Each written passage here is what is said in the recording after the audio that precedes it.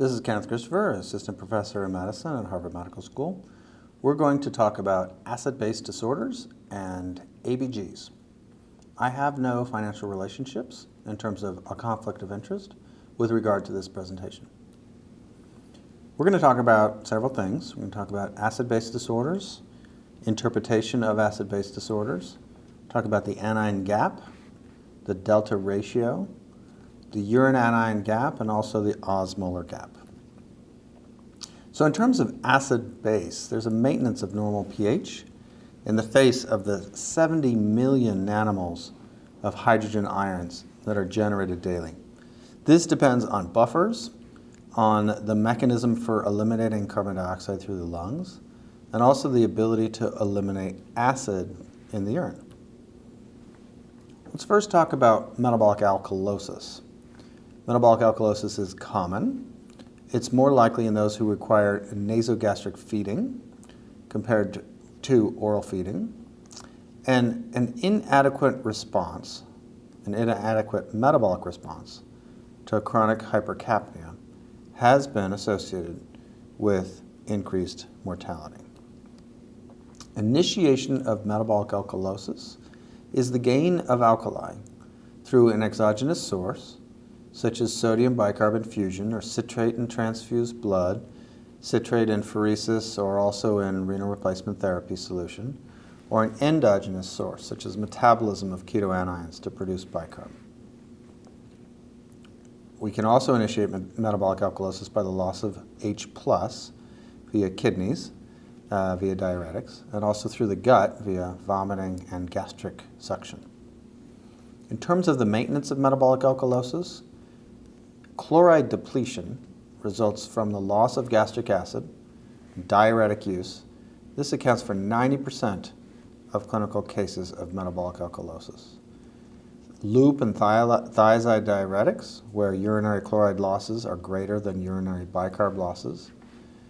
These are seen only in volume-depleted, high aldosterone patients who also have a low dietary chloride intake, so someone who is faithfully following a salt-restricted diet. In terms of potassium depletion, bicarbonate reabsorption in both the proximal and distal tubules is increased in the presence of potassium depletion. Also, one sees this in primary hyperaldosteronism and Cushing syndrome with high-dose corticosteroids. With regard to urine chloride and metabolic alkalosis, if the cause of the metabolic is not apparent, urine chloride may be of some use. A urine chloride less than 10 millimoles per liter is associated with volume depletion through increased proximal tubule reabsorption of bicarb. This is responsive to sodium chloride because it replaces chloride and volume. And the cause, where urine chloride is less than 10 millimoles per liter, is usually vomiting in 90% of cases. It's possibly associated with prior thiazide diuretic use as well. With urine chloride greater than 20 millimoles per liter, one usually has volume expansion and hypokalemia. It is not responsive to intravenous sodium chloride, and the cause is usually an excess of aldosterone, severe potassium deficiency, and also current diuretic therapy. In terms of metabolic alkalosis compensation, hypoventilation causes a compensatory rise in arterial PCO2, and the magnitude of the response has generally been found to be very variable. The expected PCO2 in terms of one formula is 0.7 times the bicarb plus 20 millimeters of mercury, plus or minus 5.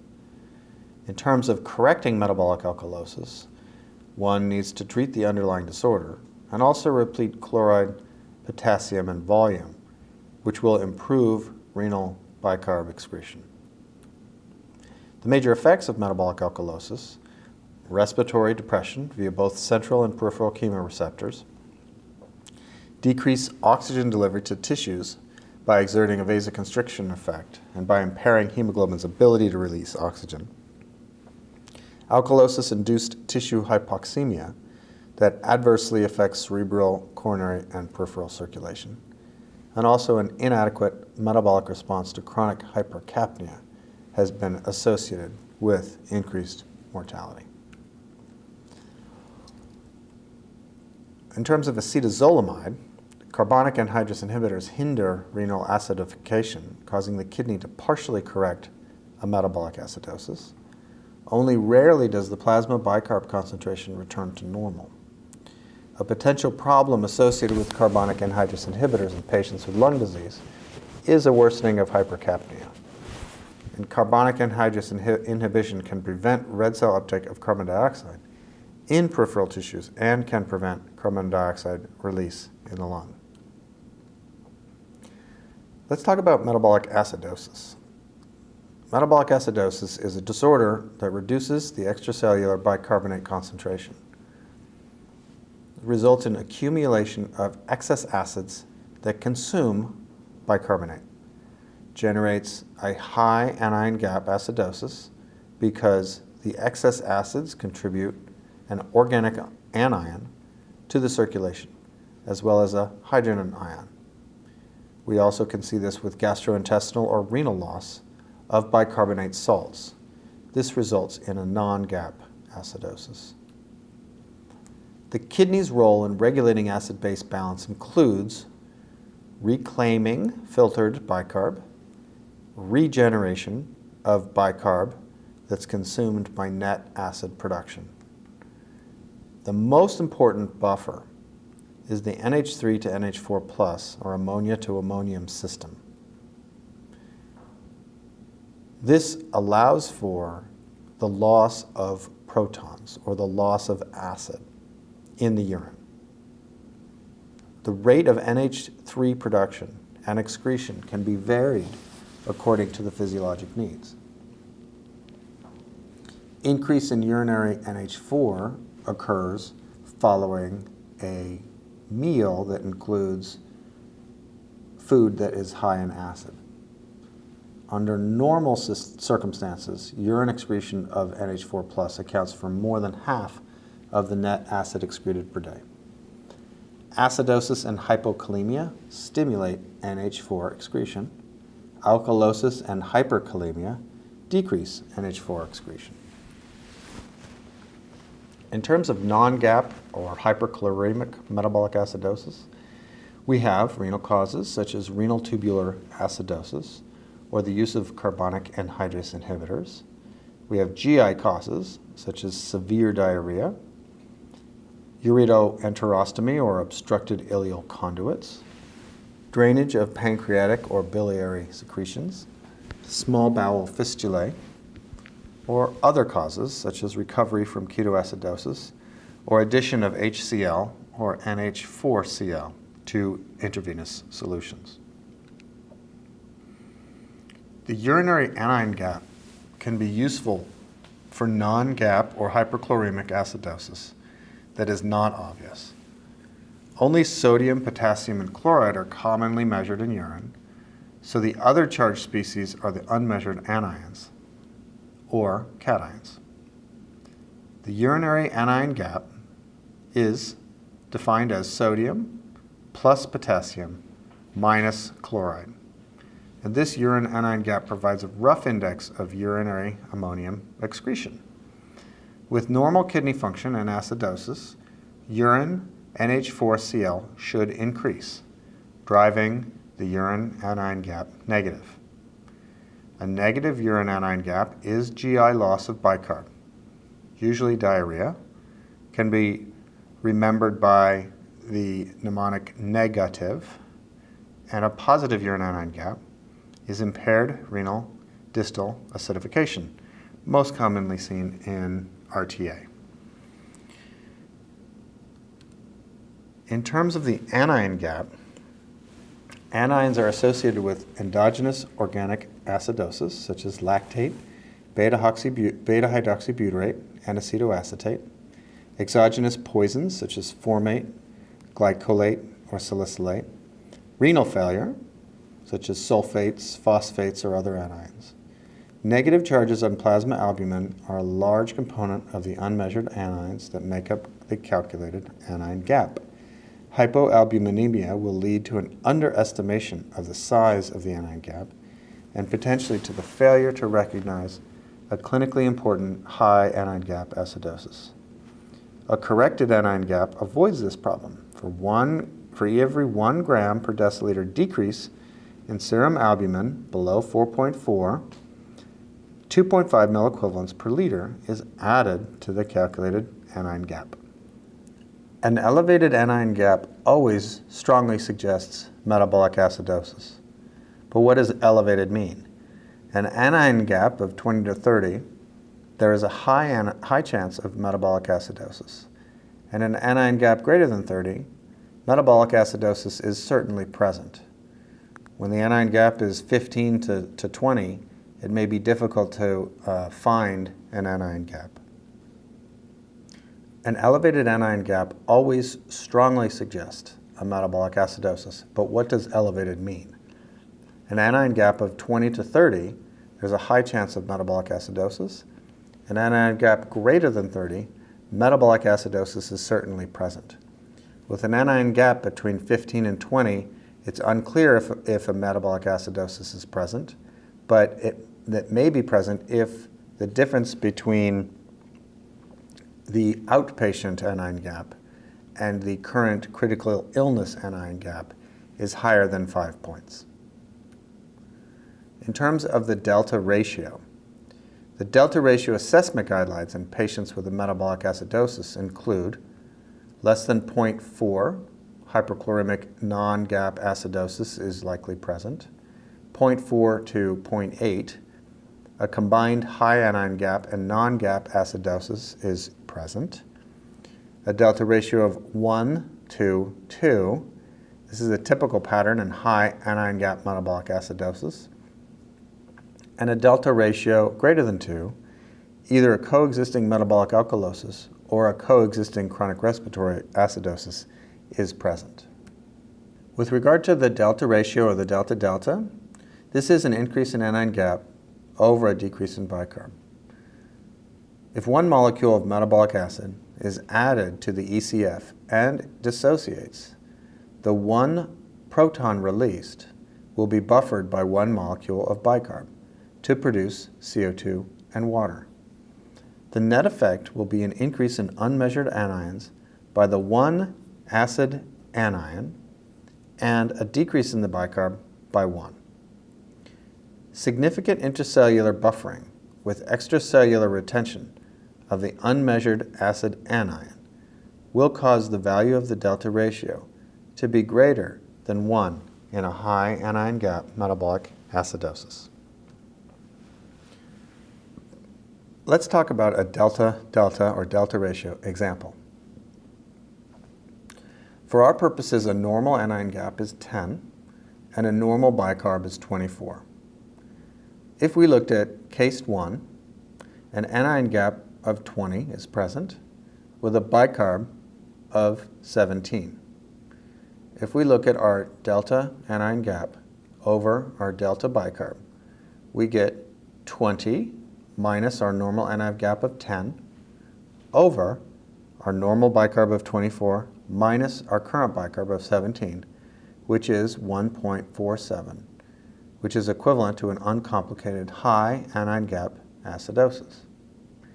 With regards to case 2, an anion gap of 20 and a bicarb of 12, we have a delta anion gap over a delta bicarb of 20 minus 10 over 24 minus 12, which equals 0.08, which indicates less bicarb than expected.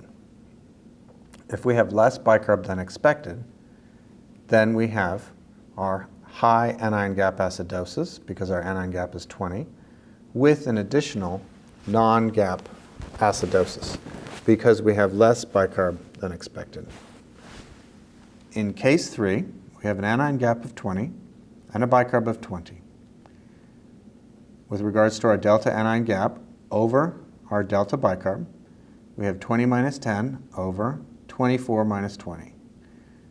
The delta ratio is 2.5, which indicates more bicarb than expected is present. So because we have an anion gap of 20, we have a high anion gap acidosis, and because our delta ratio is 2.5, we also have additional metabolic alkalosis, or additional compensated respiratory acidosis, because there is more bicarb than expected present. In terms of our increase in anion gap over our decrease in bicarb, or our delta ratio, again, if we have a delta ratio of less than 0.4, we have hyperchloremic non-gap acidosis. If it is 0.4 to 0.8, we have a combined high anion gap and non-gap acidosis associated with renal failure, where delta-delta is less than 1. These both are present because less bicarb is present than expected by the increase in anion gap. If we look at a delta ratio greater than 2, this is pre-existing elevated bicarb level, so we need to consider concurrent metabolic alkalosis or pre-existing compensated respiratory acidosis. This is present because more bicarb is present than expected by the increase in anion gap. Let's talk about the osmolar gap. This is the difference between the unmeasured osmolality and the calculated osmolarity. The measured osmolality is measured in the lab via an osmometer. The calculated osmolarity is 2 times sodium plus glucose over 18 plus BUN over 2.8 plus ethanol over 4.6. With regards to the interpretation of an osmolar gap, the osmolar gap is a screening test for detecting abnormal low molecular weight solutes. The osmolar gap is present in methanol, where we have an osmolar gap and a high anion gap. Ethylene glycol has a high osmolar gap and a high anion gap. Ethanol is a high osmolar gap alone. There is no increase in anion gap. Acetone has a high osmolar gap and a normal anion gap. Isopropyl ethanol has a high osmolar gap and a normal anion gap. And propylene glycol has a high osm gap and a high anion gap. Propylene glycol may be a vehicle in intravenous Ativan preparations. So an osmolar gap greater than 10 milliosmoles per liter is often stated to be abnormal. An osmolar gap greater than 25 is suggestive of methanol or ethylene glycol ingestion. With regard to methanol and ethylene glycol, the osm gap and the high anion gap may be related to the amount of time between ingestion and when the osm gap and anion gap are determined. Over time, what happens to the parent alcohol, or the methanol, is that it is broken down into compounds that create a high anion gap. And so if a patient ingests methanol in the emergency department and bloods are drawn immediately thereafter, the patient may have a osm gap, but not a high anion gap because the methanol has not been broken down into compounds that will cause the high anion gap.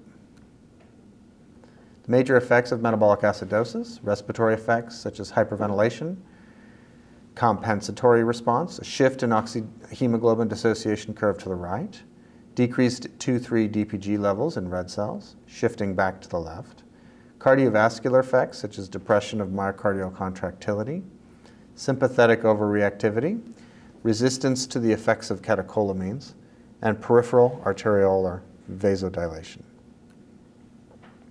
Let's talk about respiratory acidosis.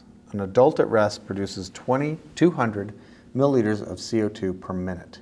Increased production of carbon dioxide leads to respiratory acidosis if ventilation remains constant, and increases in PCO2 very promptly results in a large increase in ventilation, which maintains the PCO2 at 40 millimeters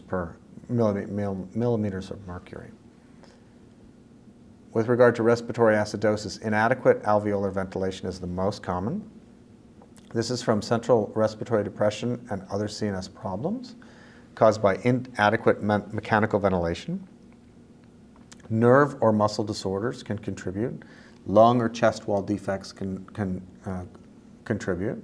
And airway disorders such as obstruction can also contribute. Respiratory acidosis exists from overproduction of carbon dioxide, and this may be something like hypercatabolism from malignant hypothermia. Increased intake of carbon dioxide may occur with rebreathing of CO2-contained expired gas, or potentially insufflation of CO2 into the body cavity via some laparoscopic surgery procedures. Hypercapnia may result from stimulation of ventilation via both central and peripheral chemoreceptors. Cerebral vasodilation increases cerebral blood flow and intracranial pressure may result, and central depression at very high levels of PCO2 may result. Stimulation of the sympathetic nervous system resulting in tachycardia, peripheral vasoconstriction and sweating results from hypercapnia, and peripheral vasodilation by direct effect on vessels. The compensation response to an acute respiratory acidosis is limited to buffering rapidly inside red blood cells via carbonic anhydrase and hemoglobin. With continuation of the acidosis, the kidneys respond by retaining bicarb. And the renal response begins by 6 to 12 hours, and it's maximal at 3 to 4 days. This results in increased bicarb production and increased NH3 production to buffer the H+ to increase urinary excretion of NH4Cl. The PCO2 quickly returns to normal with restoration of adequate alveolar ventilation. The correction of the elevated bicarbonate, or renal compensation, associated with chronic respiratory acidosis may not be rapid. The return of plasma bicarb to normal requires renal excretion of the excess bicarbonate. In certain abnormal conditions, the excretion is impaired and the bicarbonate level remains elevated. The persistence of elevated bicarbonate, despite resolution of the chronic respiratory acidosis, is referred by some as the post-hypercapnic alkalosis. Let's talk about respiratory alkalosis. A respiratory alkalosis is a primary acid-base disorder in which arterial PCO2 falls to a level lower than expected.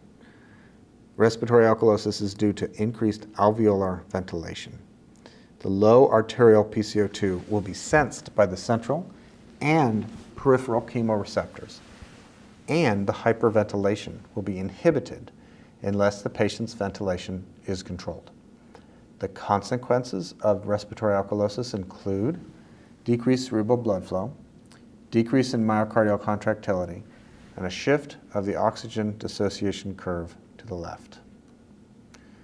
Central causes include head injury and stroke, also anxiety, pain, fear, salicylate intoxication, progesterone during pregnancy, and cytokines during sepsis. Hypoxemia, relative to peripheral chemoreceptors that stimulate respiration. Pulmonary causes act via intrapulmonary receptors, such as pneumonia, asthma, pulmonary embolism or pulmonary edema, or iatrogenic via excessive controlled ventilation. With regard to acute respiratory alkalosis, the buffering is increased. The buffering is by intracellular proteins. There's a slight decrease in bicarb, and renal compensation has an insufficient time to respond. The lower limit of, quote, compensation is 18 millimoles per liter. With chronic respiratory alkalosis, renal loss of bicarbonate causes a further fall in plasma bicarb, And this maximal response takes 2 to 3 days to reach, and the limit of compensation is a bicarb of approximately 12 to 15 millimole per liter. A patient cannot have both a respiratory alkalosis and a respiratory acidosis. Hyperventilation is used to acutely decrease intracranial pressure as the onset is rapid. However, the effect does not last. The effect on cerebral blood flow is time limited, as equilibration of bicarbonate across the blood-brain barrier occurs over 4 to 6 hours, and cerebral blood flow and intracranial pressure return towards normal. Let's talk about acid-base interpretation. I am going to give you a framework to solve acid-base problems. First, we will start with a clinical stem, such as vomiting or diarrhea, nasogastric suction. We'll talk about the pH, whether it's acidemic or alkalemic. We'll look at the pattern of bicarb and PCO2, the primary disorder. We'll determine whether the compensation is appropriate. Next, we'll look at whether the anion gap is present. If the anion gap is present, then we'll look at the delta ratio and the osmolar gap, and then look for hints and other investigations. In terms of rules for acid-base disorders, there are several formulae that exist for determining acid-base disorders. There's formulas for acute respiratory acidosis, where there's an expected bicarb, chronic respiratory acidosis, another expected bicarb, acute respiratory alkalosis, where we can calculate the expected bicarb, chronic respiratory alkalosis, calculating the expected bicarb, metabolic alkalosis, calculating the expected PCO2, and metabolic acidosis, the common Winters formula. That's the expected PCO2 is 1.5 times the bicarb plus 8 plus or minus 2. In terms of hints that you will see in clinical stems, high anion gap is commonly metabolic acidosis. Hypokalemia and hypochloremia are present in metabolic alkalosis. Hyperchloremia can be present in normal anion gap acidosis. Elevated creatinine or urea, seen in uremic acidosis or prerenal failure. Hyperglycemia is DKA or hyperosmolar non-ketotic syndrome. In terms of a summary, it is important to look at first your clinical stem and then looking at the pH of the ABG. The next is to look for your pattern of bicarb and PCO2, looking for the primary disorder, to determine whether compensation is appropriate using formulae associated with the primary disorder. Next, to look at anion gap to see if it's present. Next step, if anion gap is present, to look at the delta-delta or delta ratio and osmolar gap, and then look for hints and other investigations. A PEARL is respiratory acidosis and alkalosis can never occur together. More than one metabolic acid-base disorder may be present at one time. The urine anion gap for non-gap acidosis, the memory key is negative. And then urinary chloride can be useful in metabolic alkalosis. So in terms of our board questions, board question number 1, 58-year-old diabetic woman on insulin was found down, nearly unresponsive, reported to be sick for several days, had a past history of CHF. Her medications included insulin, digoxin, and a thiazide diuretic. Her electrolytes, her K was 2.8, bicarb was 18, glucose of 70, anion gap of 31. Her arterial blood gas, pH is 7.4, PCO2 of 34, PO2 of 84.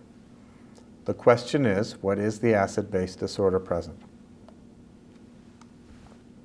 A, no acid-base disorder is present. B, high anion gap metabolic acidosis. C, high anion gap metabolic acidosis and respiratory alkalosis. D, high anion gap metabolic acidosis and metabolic alkalosis. E, high anion gap metabolic acidosis or non-gap acidosis and metabolic alkalosis. So the answer to board question number 1, the question is, what is the acid-base disorder present? And the answer is D, high anion gap metabolic acidosis and metabolic alkalosis. We're going to go through the 7 steps. Number 1, clinical stem. There's diabetes and obtundation, which gives us potentially some clues. Our pH is 7.40. This can occur with mixed acid-base disorders. The pattern of bicarb and PCO2. We have a primary metabolic acidosis because we have a low bicarb. We also have an anion gap that is present at 31. Is compensation appropriate? The formula for the primary metabolic acidosis is expected PCO2 of 1.5 times the bicarb, which is 18, plus 8, which is 35,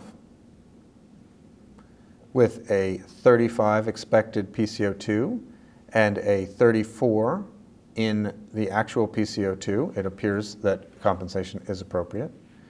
Is the anion gap present? Yes. Next step is the delta ratio, looking at delta-delta. The delta-delta is 31, which is the anion gap, minus 10, which is the, quote, normal anion gap, divided by the normal bicarb of 24, minus the actual bicarb of 18, which equals 3.5. Therefore, there is more bicarb than expected. So, if there's more bicarb than expected, that indicates that a metabolic alkalosis is present, and this is probably from athiazide. With regard to the osmolar gap, we do not have enough information to calculate the osmolar gap. The hints in the other investigations include urine ketones and potential serum osm. So the board answer is high anion gap metabolic acidosis and also the metabolic alkalosis, which we determined using the delta-delta. Board question 2, 35-year-old healthy female presented with confusion and abdominal pain 8 hours following exercise. Respiration rate was 22. There was no evidence of intoxication. ETOH is negative. Her serum lights, sodium of 135, potassium of 3.7, chloride of 109, BUN of 12, glucose of 106, bicarb of 23, pH 742, PCO2 of 35, PO2 of 138. Our serum osms is 319 milliosms. The question is, the acid-base disorder present is none. B, high anion gap metabolic acidosis. C, high anion gap metabolic acidosis and respiratory alkalosis. D, high anion gap metabolic acidosis and metabolic alkalosis. Or E, a high anion gap metabolic acidosis, non-gap acidosis, and metabolic alkalosis. The answer is A, no acid-base disorder is present. Let's go through our steps to determine our answer. Number 1, our clinical stem. We have confusion and potential intoxication. The pH is near normal at 7.42, and this can occur with a mixed acid-base disorder or no disorder. 3, the pattern of bicarb and PCO2 is not abnormal. Because the pattern is not abnormal, the compensation is not needed. There is no compensation. Is anion gap present? The anion gap is 3, so no. Looking at the osmolar gap, the calculated osmolarity, 2 times the sodium plus glucose over 18 plus BUN over 2.8 plus ethanol over 4.6 is 280. The osmolar gap is 39, which indicates that the osmolar gap is present. Methanol levels later returned at 30 grams per deciliter. The anion gap is absent because the patient presented before methanol was metabolized to formaldehyde and formic acid, which would be the unmeasured anions which would cause the anion gap. So this is a situation where the patient was quickly presented following an ingestion.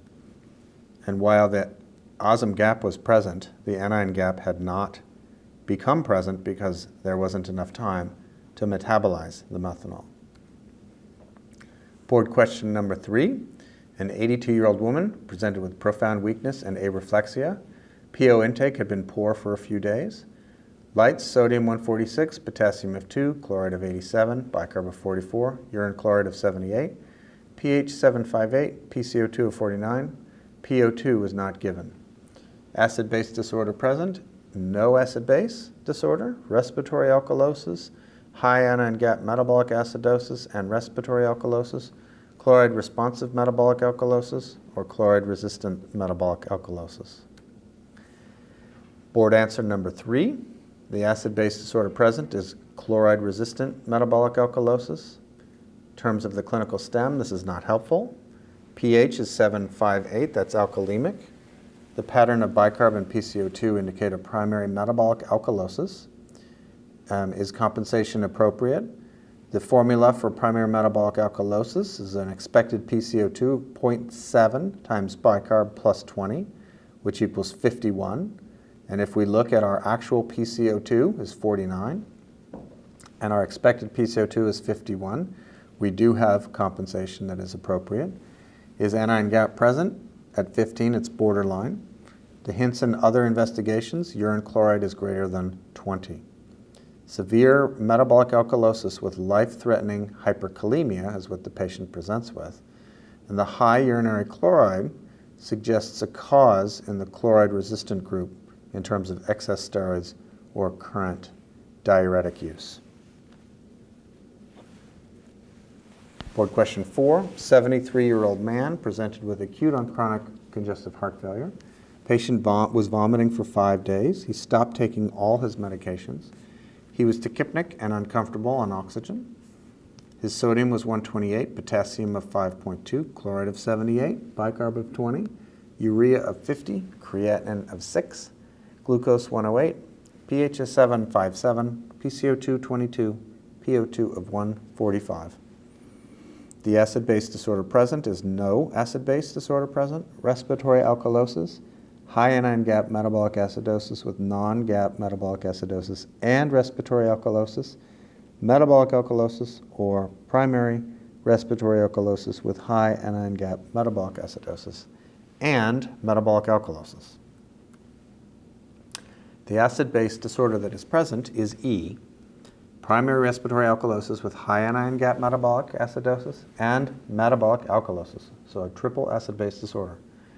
Looking at the clinical stem, we have congestive heart failure, potential lactic acidosis, vomiting indicates metabolic alkalosis, tachypnea may indicate respiratory alkalosis, renal failure with a high anion gap may indicate metabolic acidosis.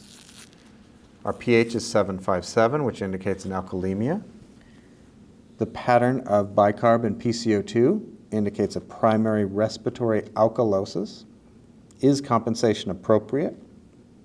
With a primary respiratory alkalosis, we would use the formula of expected HCO3, or expected bicarb, of 24 minus 5 times 40 minus the actual PCO2 over 10, which equals 15. The actual PCO2 is 20, indicating that there is a metabolic alkalosis that is present. Is anion gap present? The anion gap in this case is 30, so yes. Next step would be to look at the delta ratio. Our delta ratio is 30 minus our quote normal, which is 10, divided by 24 minus 20, which equals 5. Therefore, more bicarb is present than expected. Thus, we have a metabolic alkalosis present.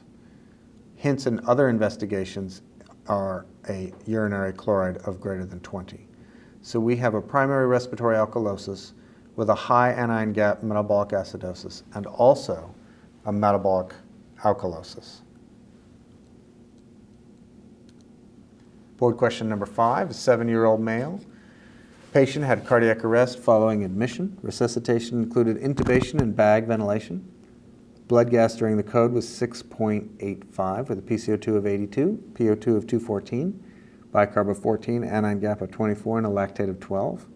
The acid-base disorder present is high anion gap metabolic acidosis with respiratory acidosis and respiratory alkalosis, high anion gap metabolic acidosis, high anion gap metabolic acidosis with respiratory acidosis, high anion gap metabolic acidosis with non-gap metabolic acidosis and respiratory acidosis, high anion gap metabolic acidosis with non-gap metabolic acidosis and respiratory alkalosis.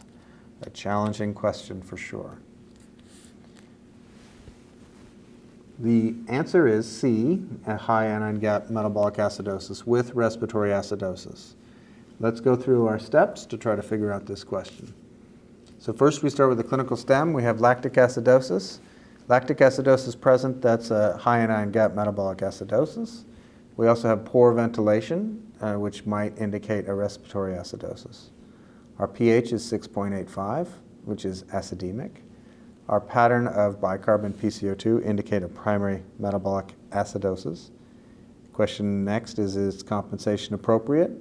Our expected PCO2 is the Winters formula, which is 1.5 times 14, which is the bicarb, plus 8, which is 29. The actual PCO2 is 82, which indicates that a respiratory acidosis is present because more PCO2 is present than expected. The next step is to look at whether or not the anion gap is present, and an anion gap of 24, yes, the anion gap is present. And then the next step is to look for the delta ratio. And the delta ratio in this case is 24, which is the anion gap, minus the normal anion gap, which is 10, divided by 24, which is the bicarb, less the normal bicarb, less 14, which is the actual bicarb. The delta is 1.4, so 1.4 means that the bicarb measured is as expected. And so in this particular case, we have a high anion gap metabolic acidosis and a respiratory acidosis.